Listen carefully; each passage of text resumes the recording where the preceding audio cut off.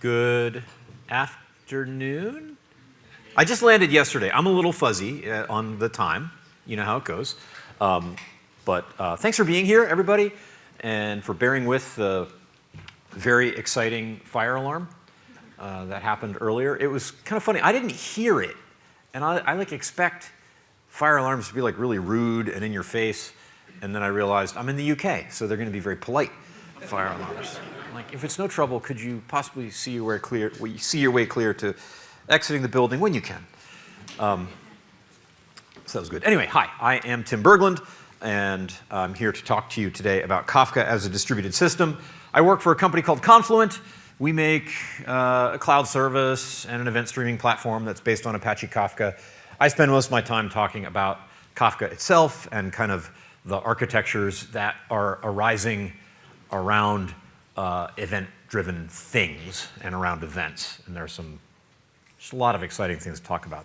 Today, a little bit different. Who's familiar with, who uses Kafka right now? Look at all of you. Okay, who is new to Kafka? Also, good showing, like about a third new to Kafka. That's fine, because I'm going to give you a little bit of a primer on Kafka Basics. We don't have a lot of time for that, but I want to just give you the shape of things, basically. And then I want to dive into three things: how replication works, how leader election works, and how consumer groups work in Kafka. And there are some interesting distributed systems problems that you have to solve to do those things. And I thought there's two ways I could do this, right? One is I could make a bunch of animations on slides that you could watch as I talk about them, and that's fun. I like doing that. The other is I have these Sharpies, and I have these gigantic Post-it notes that I purchased here in London this morning. And I'm not even going to tell you how much I paid for these Post-it notes. It's a scandal, and I want to know who's responsible. But we're going to not worry about that. I'm putting it aside because what we're going to do for two of these things is I'm going to get volunteers up here on stage. We're going to act these things out. Some of you are going to be brokers. Some of you are going to be consumers. I'm going to be Zookeeper in all cases when a Zookeeper is necessary. So that's what we're going to do. I was talking to some colleagues, British colleagues here this morning who work for Confluent also, and they pointed out that seems like a very American thing to do, and it sounded absolutely terrifying to him. Well, I don't know any other way to be. I have difficulty pretending to be anybody else, so we're going to do that. I think I will need, I forget, at most 6. There might be one where I need 8 volunteers. Start thinking about whether you want to be a part of that, especially if you're, I don't know, in the front row. You have easy access to the stage. But we'll get there. It's going to be a little bit from now. You've got time to psych up for it. You don't have to talk. I'll do all the talking. What you're going to do is you're going to hold this. You're going to write numbers on it. You might peel one off and stick it on your shirt and write other numbers on it. I've never done this before. We're going to see how it goes. And you get to be a part of it. I should say I've never done it before. I have wanted to do this for years. So I am excited that we finally get to explore the space together. Anyway, so Kafka Basics, just to make sure we're all on the same page. Topics. Now, Kafka is a system for managing and logging events. One of the biggest anti-patterns I see for people who are new to Kafka and just trying to learn how to think about it is that they think about it as a queue, and that's terrible.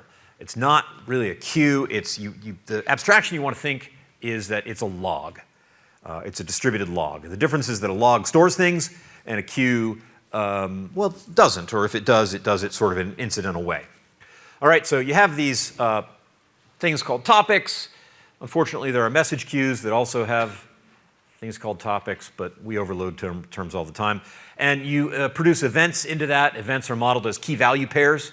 That might be important for some of our in-person acted out exercises later. But they get produced to these topics, and they're kept in order. And that's it.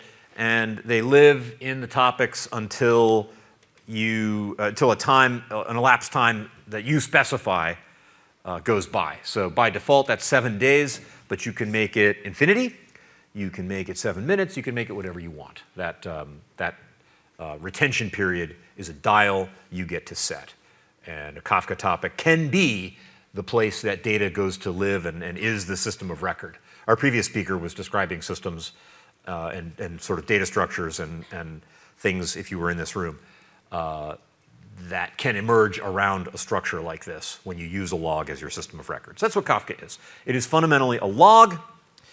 However, it would not be any fun if it were just one log stored on one server. That wouldn't be very reliable and it wouldn't be very scalable, right? We want to be able to grow this beyond just one machine. So we're going to partition the log. We take that one log that's got stuff in it and we're going to split it into pieces. So now there's one topic in 3 partitions. And when we act out some of the protocols we're going to go through later, I'm going to stick with that 3 partitions. Sometimes topics have like 50 partitions, and I just wasn't sure how many people would be in the room. And considering what I paid for these Post-it notes, that would have been like $500 US to make that work. And I think it just would have gotten inconvenient. So 3 is a good number. We're just going to go with 3. Yes, you take the log, you split it up into pieces, and now these logs, and by the way, these boxes, these logs, that's an actual file, right? The simplest way to think about that is just as a log file that is stored on a disk somewhere. Of course, if you really go into the covers, it could be several segmented files. I mean, it doesn't have to be literally one file, but just think of it as a file, and you append events to that file. But now there's 3 files. We can store them on separate machines. Those machines, by the way, I'm going to call them brokers. Some of you are going to get to be brokers in a little bit. You can go home tonight or back to your hotel if you're traveling here, and you say, today I was a broker, and it involved a Post-it note and a Sharpie. It seemed like it would be harder than that, but that's what you got. Now, here's sort of our first problem that we have to solve, and this one's really easy. When you now have a key value pair and you want to produce that to the topic, you have to decide what partition to write to. And the answer to that is a scheme that shows up all over in all kinds of distributed systems. It's called consistent hashing, and what we do is we just take the key and we run it through a hash function. It doesn't matter what hash function it is, as long as we always use the same one. It doesn't need to be cryptographically secure or anything like that. It just needs to be a hash function that's nice and fast, and all of our producers and all of our brokers are always, all of our producers are always using the same hash function. Hash function output mod number of partitions gives you the partition number, and so those things will always get produced to the same partition if they have the same key. So, and this is a little bit separate from our concern today, since as quickly as possible I want to get down into some interesting weeds. But ordering in Kafka, when you're thinking sort of from an application perspective and not from an operational perspective like we'll be looking at today, but from an application perspective, ordering in Kafka is by key. So once we take a topic, we break it into pieces, and we put those pieces on different computers, we no longer have a guarantee of global ordering.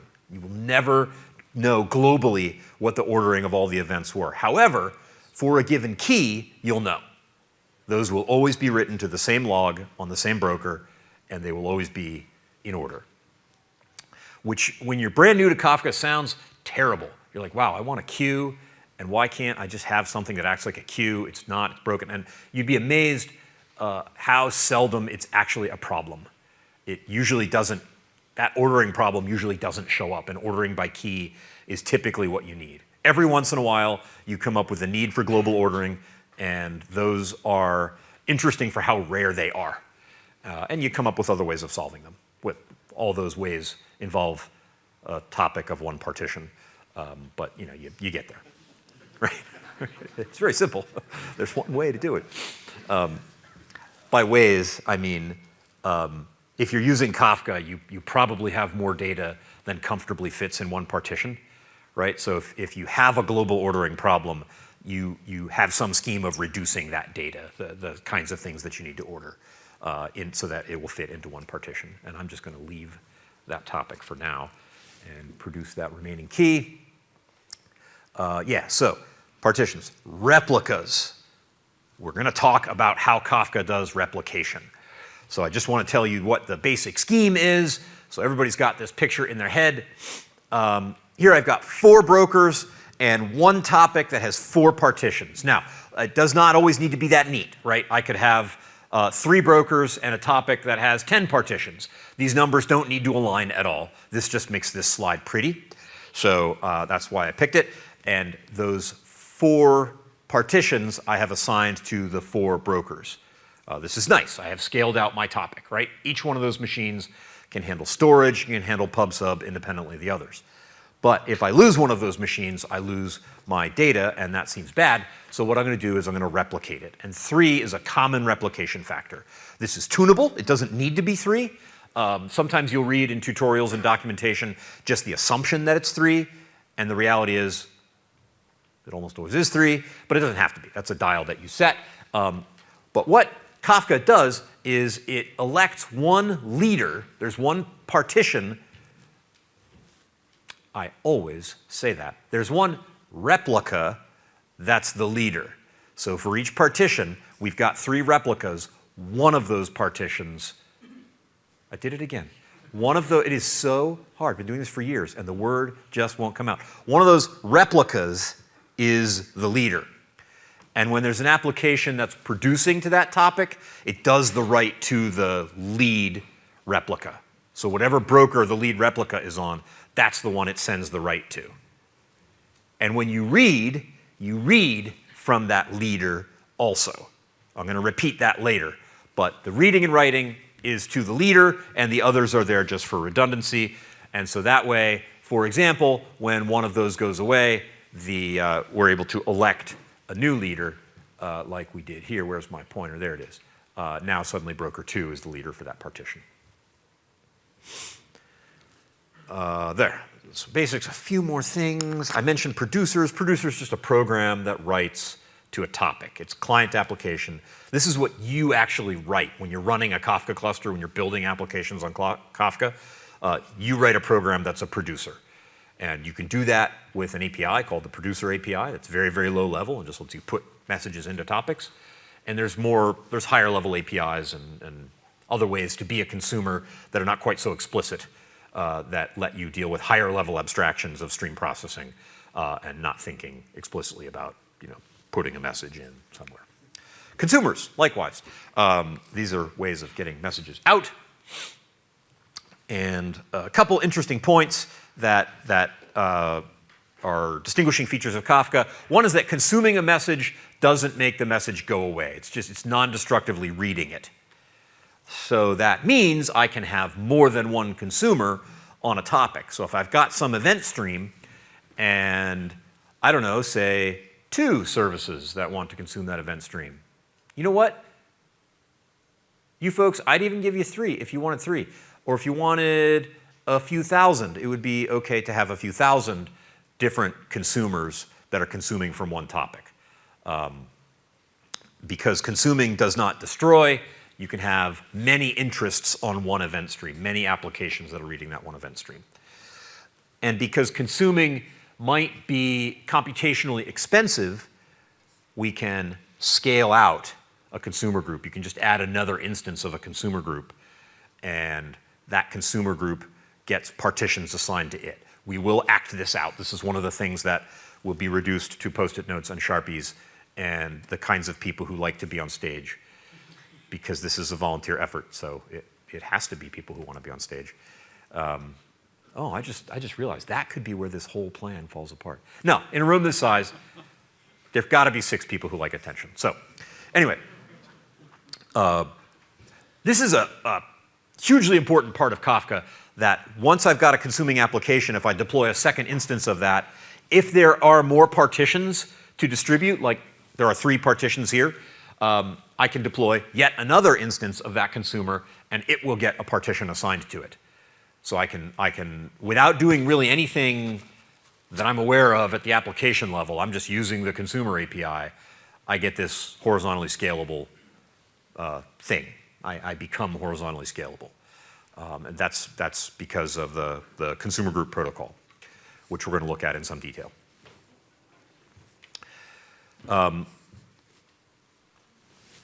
Now, how much more do I want to say about that? Not too much. It's super useful. It's a thing that gets reused in a number of interesting ways in different parts of Kafka. We'll talk about that. It's also not perfect, the consumer group thing. So it distributes work to some set of workers, that is partitions to consumer group members. But there are things it doesn't do. And this is why higher level APIs like the Kafka Streams API and languages like KSQL exist.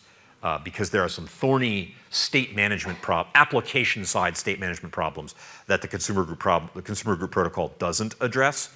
And I just want to leave that as a little flag in your head when, if you're new to Kafka and you're sort of tickled by the interesting distributed systems problems that I'm presenting here, and you look into Kafka more. When you look into Kafka as an application programmer, and you're using that consumer group API or consumer API, and you remember, oh, Tim said this was really cool, and look at all this assigning that it's doing of work, and I remember that.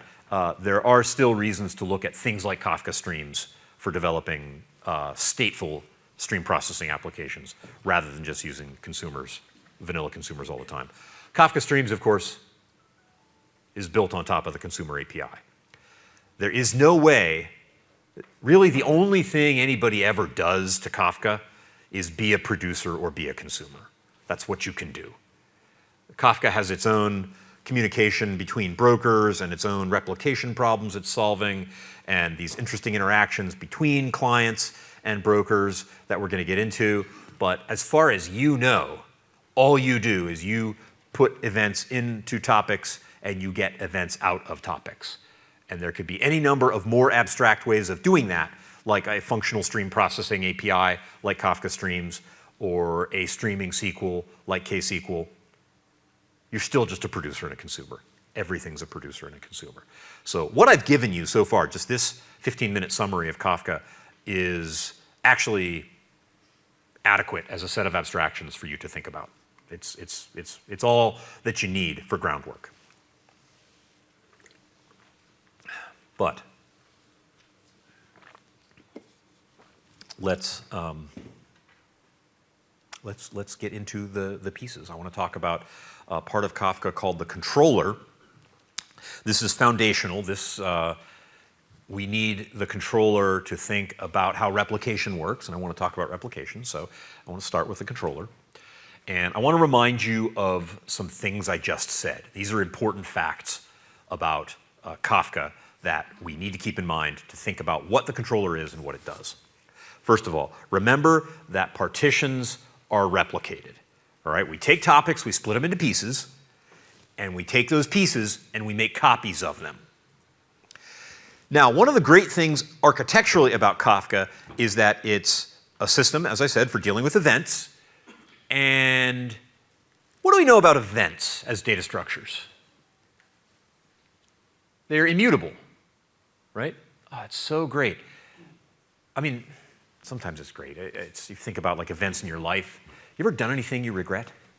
Ever said anything you regret? I mean, I'm not going to tell you, but I certainly could. Yeah, you can't change those things. The event has been produced. Maybe you'll forget it. It's hard to set the retention period on your life, except for like when you die.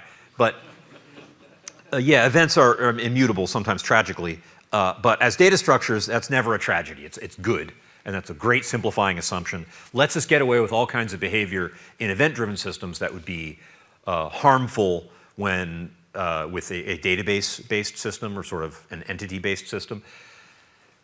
So it's good that events are immutable. That's a very helpful thing. Partitions themselves are not immutable because you add to them, right? The actual partition and the replica of the partition is a thing that you change.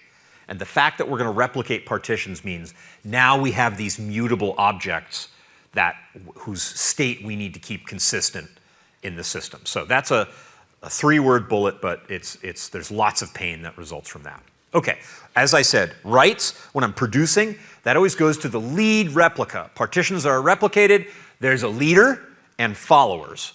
For n replicas, there's one leader, there's n-1 followers. Writes always go to the lead replica. Followers ask the leader for new writes. So, I'm a producer. I produce to the lead replica of the partition of the topic that I'm writing to. I don't then go to the followers and produce to them. That follower doesn't then go to its followers and say, hey guys, I have stuff for you. Hey guys, what are you doing right now? I have some writes. And it just doesn't do that. So those followers have the responsibility of periodically going and asking their leaders for what new rights exist. We always read from the leader. When I'm a consumer and I'm reading, I don't read from followers. I read from the leader. So this makes it easier for us to reason about consistency. And I hope when we act this out, I hope it'll make sense how we do this. Why is that asterisk there? That is troubling me. Who put that there? Okay, that's because in, what was it, 2.4? Is it Apache? Okay, I'm going to get my versions confused, so I'm not going to say a number. A recent release, we have introduced, or the idea has been introduced of a kind of replica that is asynchronous. So it's a follower, and it's asynchronously replicated, and you can get a consumer to read from it. It's called an observer replica, and that's a footnote. Google it, check it out. I'm not talking about observers today, but I needed to put that asterisk there because for purposes of keeping this simple, I want to say reads always come from the leader, and I don't want anybody who knows better to be mad. So yes, there are observers. No, we're not going to talk about observers. When is a write considered a write? Is it considered a write when I send it and I hope maybe it got written somewhere? Is it considered a successful write when the leader acknowledges it and writes it to disk? Is it considered a write when the leader writes it to disk and all the followers have written it to disk? These are all options, okay? It's all tunable at the producer level, and that is there. Just as a note, I don't want to talk about the tunable producer settings in detail, but what constitutes a successful write is a thing you get to determine, and that is your trade-off of durability versus latency. This is also very important. When I'm reading, I can only read data. So I just said, what constitutes a successful write is up to you. Does it have to get to the followers? It doesn't have to, if you don't want it to. But when I'm consuming, I can only consume data that has gotten to the followers. So consuming, I'm only able to see stuff that is fully replicated. If you play the part of a consumer later, you may have, well, no, you actually, if you're playing the part of a consumer, you get what you get. If you play the part of a lead replica later, you may have to know that. Oh, this is going to be complicated. All right, fine. What is the controller? The controller is a broker. All right, there is one broker in the Kafka cluster that is elected as the controller. There's always one. It's by default, it's the first broker that comes up in a Kafka cluster. It gets to be the controller. If it goes down, well, a new one is elected. There is always one. Its job is to monitor the health of all the other brokers in the cluster. And when a broker fails, remember, those brokers, we've got all these partitions scattered all over my cluster, right? I've got say, 3 brokers. Let's go with 3, because we're going to do 3 later. I should call people up now, but you'd be standing for a while. I don't want to do that yet. But please have in mind whether you're ready to come up here, because when it's time, it's going to be time.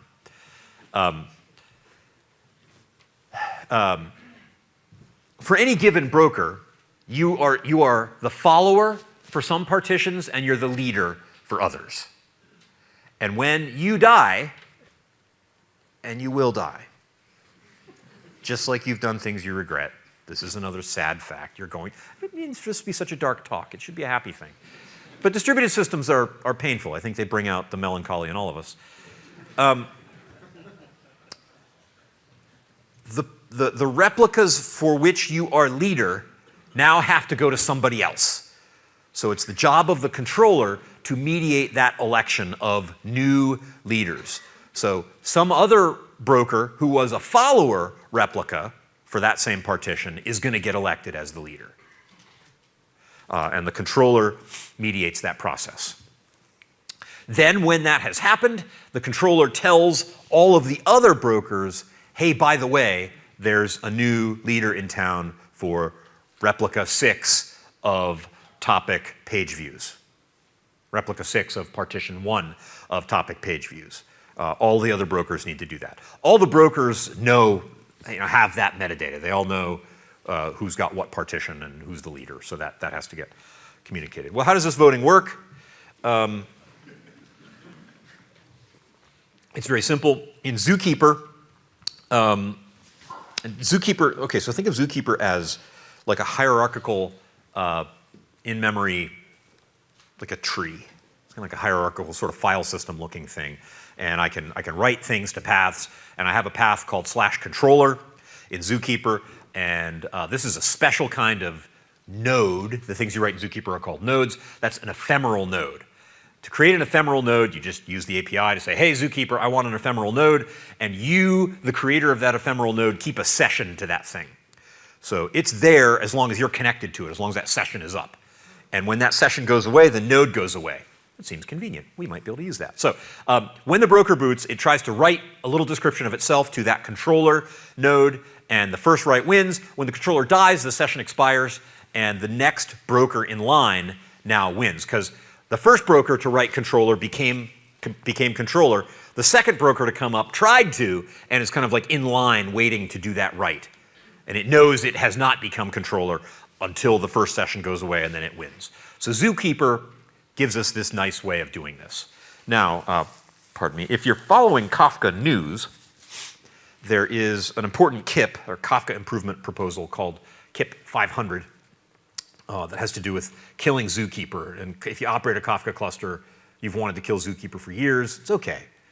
I mean, Zookeeper really never did anything intentionally to hurt you. It's just been this workhorse of an effective little strongly consistent quorum thing. But yeah, Kafka is getting rid of Zookeeper, and so a year and a half from now, this talk will have to change to talk about how the post-Zookeeper world works.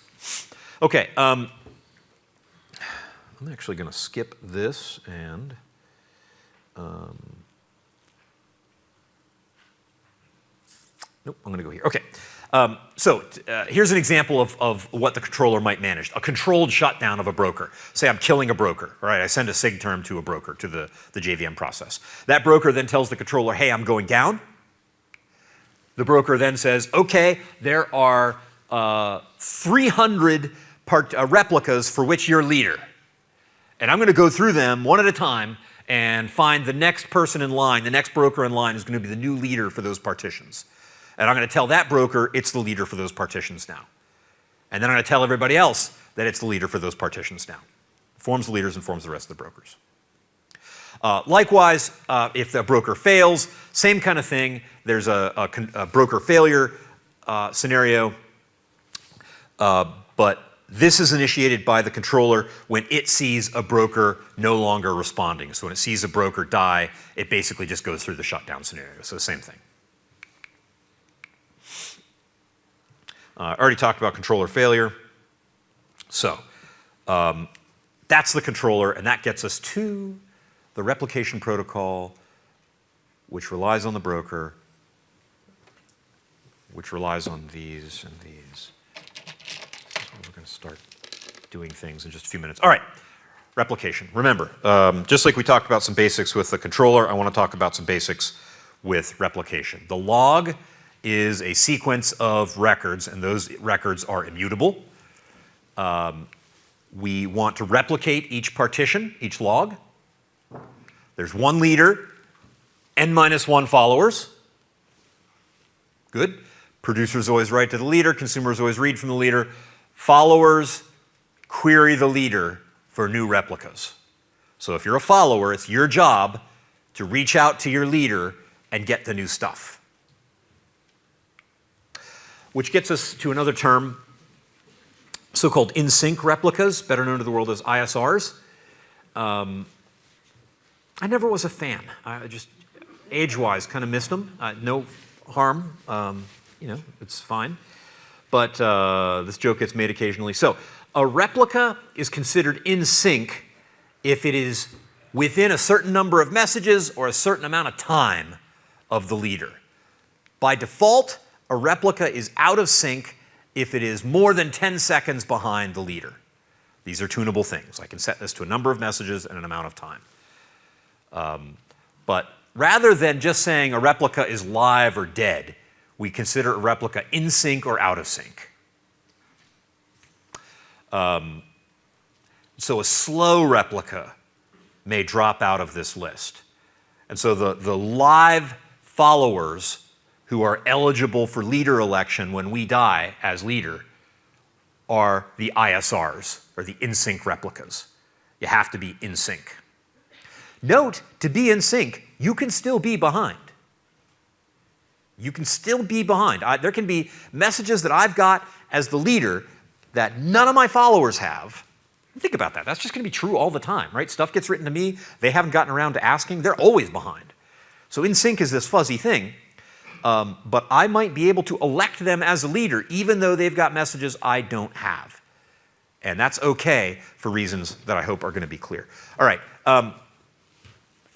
Recall that for each partition, Zookeeper, in this case played by me, knows the leader, a thing called the epoch, which we're not going to need, and the ISR list. So for every partition, I know who's the leader and I know what followers are in sync.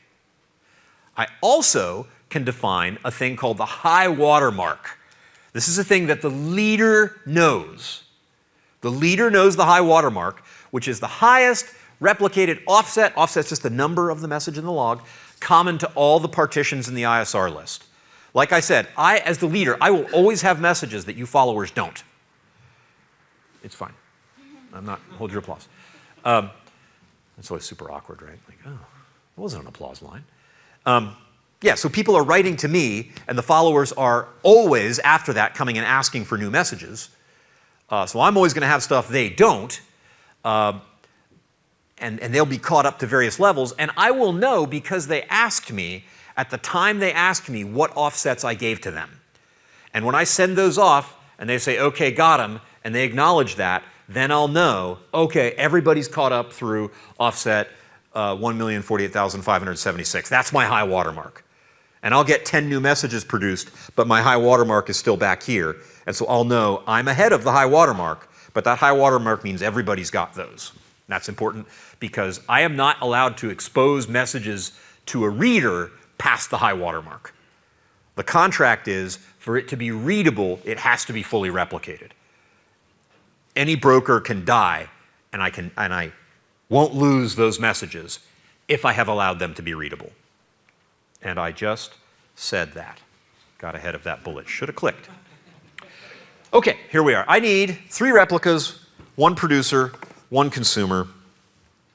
Now it's time for volunteers. No, really. I understand. They warned me.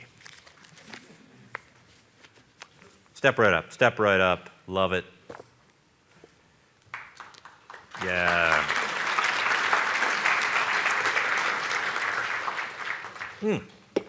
House lights.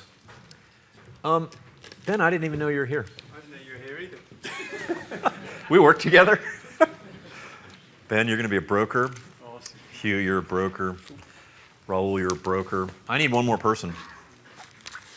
Ron, you're a consumer. Lars, you're a producer. Here we are. Sharpies. Sharpies. I paid 20 pounds for these Sharpies. What kind of a world is this? All right. So I would like you guys to write just B1 in big letters so that they can see them back there. B1, B2, B3. You're the brokers. Just write consumer. And do I have a, yeah, I have a producer and I have a consumer. And write producer in big letters there. And probably good if you just take those off and lap. And just stick them on you.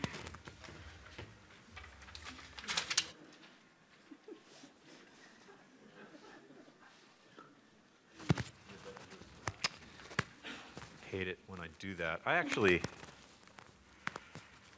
emceed a Kafka Summit once and jumped up on stage in nice, sprightly Tim fashion, and my lav fell down. And in the first 5 minutes, I had no microphone. It happens, but we're back.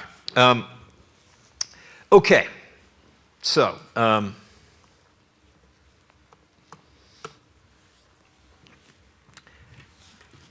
Ben, you are also going to be the leader.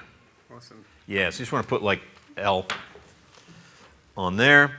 And broker 3, broker 1, put an F underneath your broker, your followers. Now, producer, I would like you, it's your job to come up with the messages, all right? This is creativity on your part, and I would like you to keep them short so these guys can write them, because Ben is going to have to write things. So I'm thinking positive integers that are small would be good as messages, or short words that are easy to spell.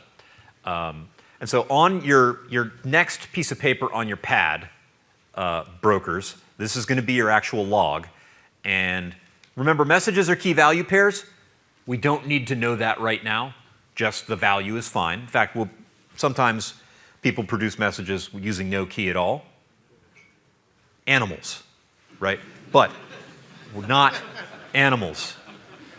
But just to keep it simple, just a value, a number is fine. A word is fine too. And in fact, if you want, here's a smaller pad. You can actually write your message on that, and you can walk it over to Ben. And now, Ben, you're going to receive that message. So, producer, go ahead and produce. Okay. What do we got? The number 1. Ladies and gentlemen, round of applause. It has to be possible. You always start with 0. Oh, yes. Okay, so producer, I'd like you, well, so now producer, hang on a second. Wait, don't do that yet. You would need to connect to a bootstrap broker and identify the topic that you want to write to. And you'd get some metadata back saying what partitions that topic had. And you would hash your key, or if you didn't have a key, do some other things, and then you'd make a decision that partition is the one you want to write to. Okay, so I've selected a single partition of this broker and left all that stuff out of the process because it would just be ugly. So you know that the Ben partition is the one you want to write to, and you're going to go take it over to the leader. So you can go take that message over to broker 2 and give it to him. Okay, now broker 2. That's one way to log it, right? You just write that. That actually works. You have to assign it an offset. Yeah, it's true. Yeah. So if you want to assign it an offset. And I kind of like this. Okay, that's offset 0. Would you like to produce another number, producer? Yes. Excellent. What if I said no? Well, I would fail you over. I can do that. 42, excellent number, excellent number. All right, why don't you go ahead and produce that? And Ben, if you would assign that an offset, please. Okay, good. Just one more, and this is fine. You can stick those on your body wherever you like. No. That's no, I didn't mean that. Okay, good. No, this is, Kafka's untyped, it's fine. We're not using schema registry right now, which bodes ill for the project, but hey, we're just getting started.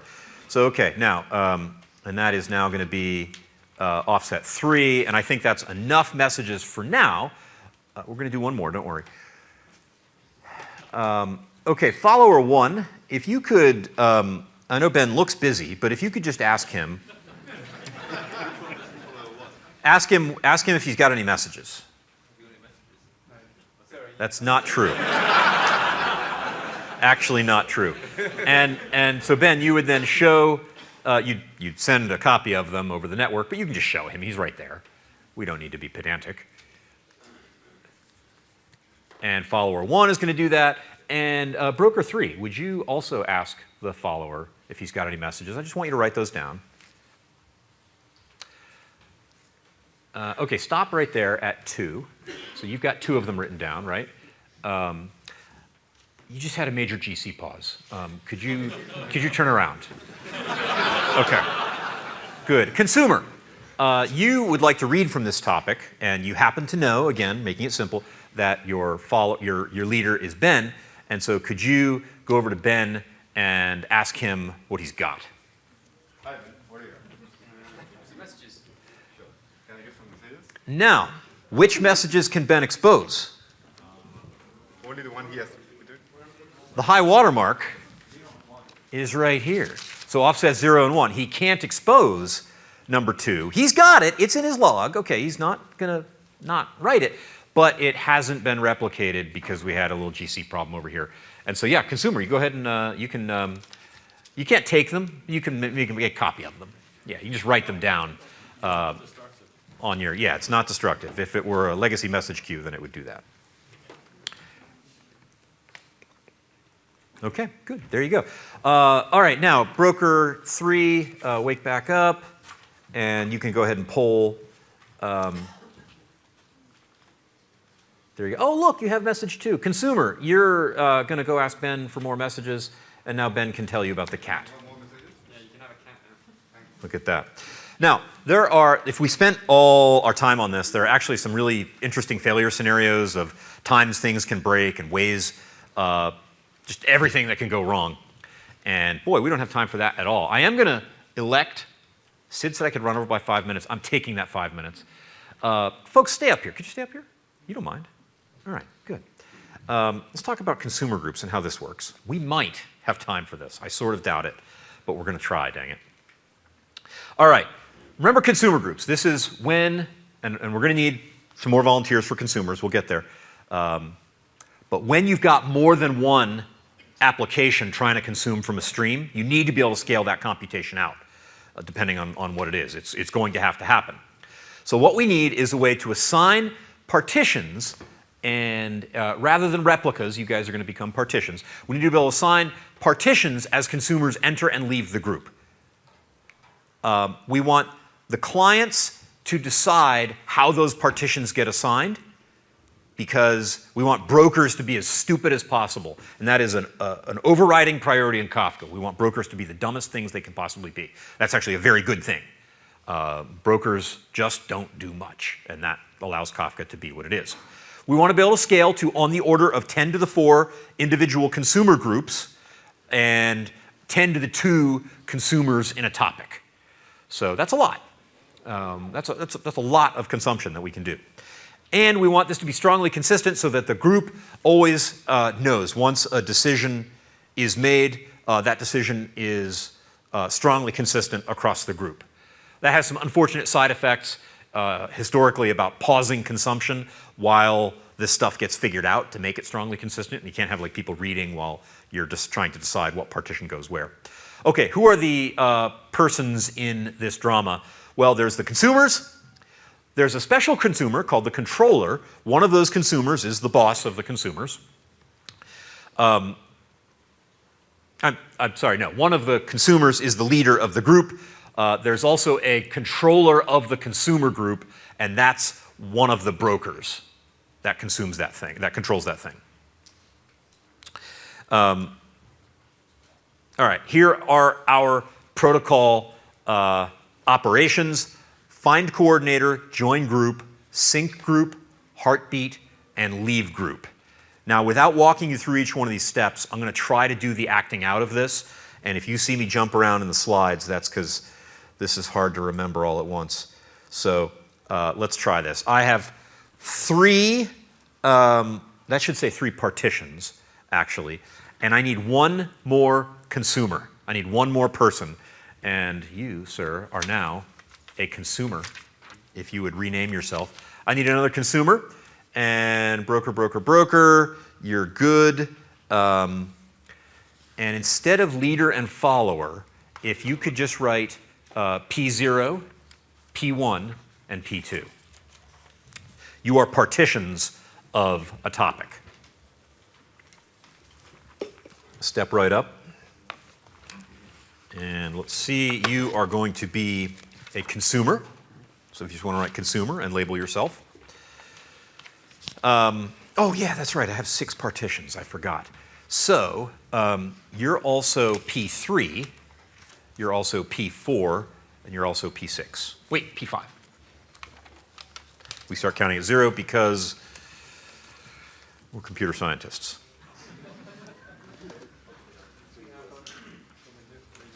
Okay. If you two could turn around. You're not on yet. And you are. All right. And by the way, this, we don't know any of that. That's gone. It's a brand new day. And as far as data goes, I'll just feed you your data. Just to keep this simple. Now,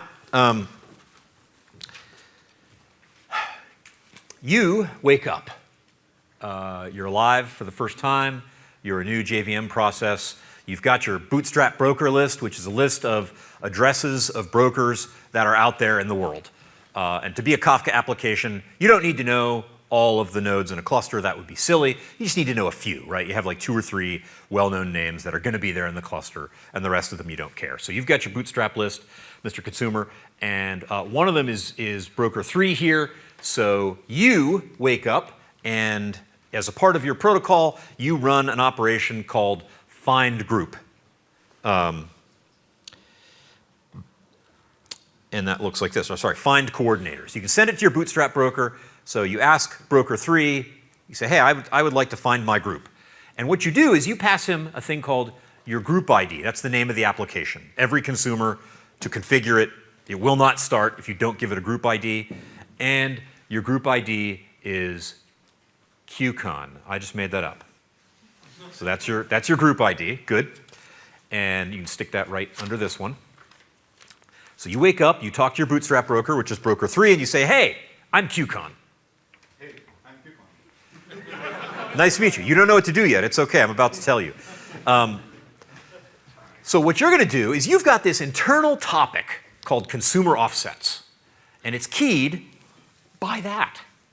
So you're going to go to that consumer offsets topic and look at that key, and automatically, this is this nice way that Kafka automatically gives you, poor Bootstrap broker, of knowing who to send him to.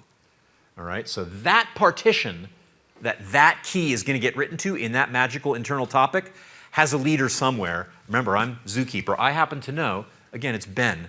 I pick on my coworker. So you're going to say, oh yeah, you want to talk to broker 2. Go ahead and tell him. You want to talk to brokers too. It was quiet, but he did say it. Okay, so you can go back to where you just know that now. You've got that state. Okay, now you want to say, oh good, I know who to talk to. I'm going to join my group. So, same thing. You want to say, I'm going to go ahead and join my group now. And what do I know? I know my group ID. I'm brand new. I don't know my member ID. I know I'm a consumer. I know a few other little bits of metadata. We don't need to go into those in any kind of detail. But now you can go to Ben, and you can say, hey, I would like to join the group. Sounds like a role-playing game. Level 3 consumer looking for group. Right. So you can go over to Ben and say you'd like to join. Hey, Ben, I want to join the group. Of course you can. Yeah. And Ben, you say, well, you could tell him, you're the first one to join this group. You are the leader. You're the leader. Send it back with a member ID, and we're just going to say your member, right, M equals 1. We'll say your member ID is 1. Asking people to write backwards on papers stuck to their abdomen, super bad plan. The things you learn, right? Okay, now, good deal. And now what you're going to do is you are going to ratify that. You're going to do a call called sync consumer. This is the next step. And basically, you just go back to Ben and you say, yep, thank you, I'm good, I got that. I am member 1 of group QCon, I'm off and running. And at that point, the consumer group is ready to go. And you can start consuming messages. You don't need to actually consume any messages. I want to speed things up a little bit here. But you have now properly joined the group. Something you have to do every few seconds is you have to go back over to Ben and say, hey, Ben, I'm okay. Which I think is a little clingy. And I don't, you know people like that, right? Some people would accuse me of being like that. I think that's unfair. But you just have, every once in a while, have to do that, all right? Now, another thing Ben has to do at this point, or actually, no, Ben doesn't have to do this. My consumer, this is over your name. What's your name again? Ron. Okay. So another thing Ron has to do at this point, since he synced, Ben told him about the partitions in the group.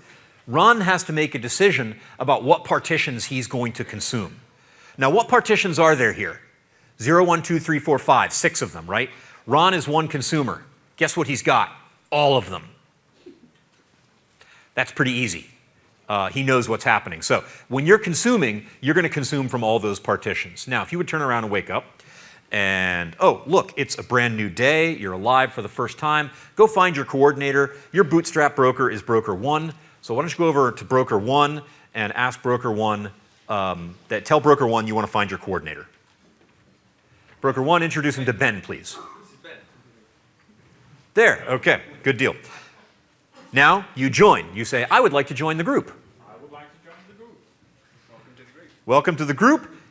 Here's your member ID. You're now a member of this group. You can come back over. Now, when is poor Ron going to know that this happened? This seems important. He doesn't have any partitions. He needs partitions. Ron, give Ben a heartbeat. I'm doing good. Hold on a minute. Hold on a minute, says Ben. Somebody joined your group. You need to go back and do a rebalance. So Ron, go back. You can do a rebalance. What Ron is going to do now is rejoin the group. And you don't have to do that. But that he learns about that at the heartbeat stage, that somebody else has joined the group. And if you turn around, you would do the same thing. You'd find your controller. You'd join. And then the next heartbeat that Ron does, he's going to know, as the group leader, he's going to know, oh, I have to do a rebalance. Let me rejoin. And everybody on their next heartbeat, they're going to get their, well, Ron will decide their partition assignments because he's the lead consumer, and he has that power, and they get them at their next heartbeat. That's the simple version. And we're out of time. So I hope we saw them. We saw replication. We saw leader election. We saw consumer groups. Thank you very much for being willing to get up on stage and help me do this. And thanks for being here. If you want to know more about stuff like this and Kafka and listen to podcasts and tutorials and example code, go to the URL, that QR code. You're amazing. Thanks for being here.